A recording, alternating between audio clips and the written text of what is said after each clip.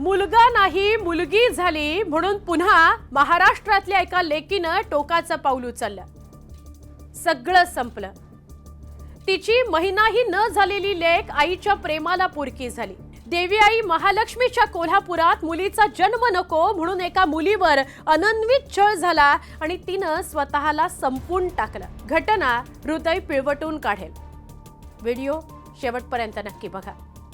नमस्कार, मी सुवर्णा. तुम्ही बघताय न्यूज 18 मराठी. कोल्हापुरामध्ये राजारामपुरीतल्या सायबर चौकात राहणारं काटकर कुटुंब नव्या अपत्याच्या बारशाची तयारी करत होतं. सोमवारी दुपारी नवरा आणि त्याचे आई वडील बारशासाठीचा हॉल बघायला गेलेले होते. बारसं 15 ऑगस्टला ठरलं होतं. नवरा आणि बाकीचे घरी आले तर घराचा मुख्य दरवाजा आतून बंद होता. त्यांनी दार ठोठावलं, कॉल करून पाहिला, पण प्रतिसाद नाही. शेवटी तिघांनी दार तोडलं आणि आत प्रवेश केला. बेडरूम मध्ये गेले तर छताच्या फॅनला ओढणी बांधलेली आणि क्षणात सगळं संपलं होतं. एका आईनं मुलीला गमावलं होतं. नुकत्याच जन्मलेल्या मुलीनं आईला गमावलं होतं. अस्मिताला रुग्णालयात दाखल केलं, पण उशीर झाल्याचं डॉक्टरांनी सांगितलं. शवविच्छेदनासाठी देह शेंडा पार्क इथं पाठवण्यात आलाय. घटनेची माहिती मिळताच राजारामपुरी पोलीस ठाण्याचे निरीक्षक विकास जाधव यांनी काटकर यांच्या घरी जाऊन पाहणी केली आहे. घटनेची नोंद करून घेतली.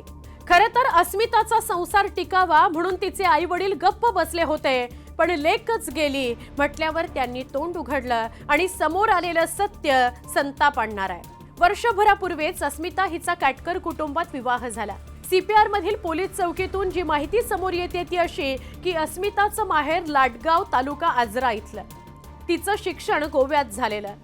लग्न झाल्यानंतर काहीच महिन्यामध्ये सासरच्यांनी रंग दाखवायला सुरुवात केली. तिला सतत टोमणे मारले, माहेरून पैसे आणायला सांगणे, तिला मारहाण करणे असे प्रकार सुरू झाले.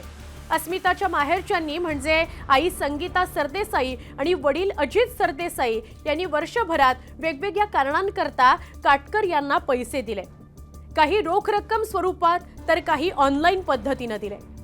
सरदेसाई यांनी त्याची नोंदही ठेवलेली आहे. नुकतीच अस्मिताला मुलगी झाली, पण काटकर कुटुंबाला मुलगाच हवा होता. त्यासाठी मुलाचे कपडे सुद्धा त्यांनी आधीच आणून ठेवले होते. पण मुलगी झाली म्हणून या महिन्याभरात अस्मिताला खूप मानसिक त्रास आणि शारीरिक छळ सहन करावा लागला, असं अस्मिताच्या आईवडिलांचं म्हणणं आहे. नव्या चिमुकलीच्या बारशाच्या निमित्तानं सुद्धा 52,000 रुपयांचा पाळणा ऑनलाईन ऑर्डर करणे, बारशाचा हॉल आणि इतर खर्चासाठी सुद्धा काटकर कुटुंबानं अस्मिताच्या आई वडिलांकडून पैसे उकळले.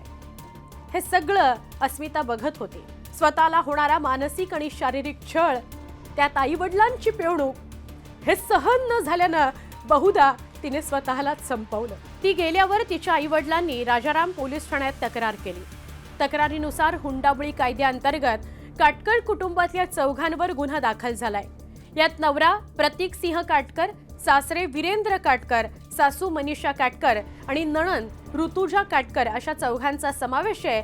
यामध्ये नवरा, सासू आणि सासरे या तिघांना राजारामपुरी पोलिसांनी ताब्यात सुद्धा घेतलेला आहे. घटना अत्यंत गंभीर आहे. पुन्हा एका लक्कीचा बळी गेलाय आणि तेही लेक नको मुलगा हवा याकरता. वंशाचा दिवा हे जे काही गारुड आपल्या महाराष्ट्रातल्या अनेक कुटुंबांवर आलेलं आहे, घातलं गेलेलं आहे, ते सगळं गारुड कधी निघून जाणार आहे? मुलगी हवी असं आपण सगळे कधी म्हणणार आहोत? ती आल्यानंतर तिचा सन्मान आपण सगळे कधी करणार आहोत? आणि याकरता एका लेकीचा बळी जाऊ नये याची खबरदारी आपण सगळे कधी घेणार आहोत? या सगळ्याचा विचार करण्याची आता गरज झाली आहे. हा व्हिडिओ बघितल्यावर मला अस्वस्थ वाटलेला आहे. ही बातमी बघितल्यावर मला अस्वस्थ वाटलेलं आहे. तुमच्या मनात काय भावना निर्माण झाल्या कमेंट करून नक्की सांगा.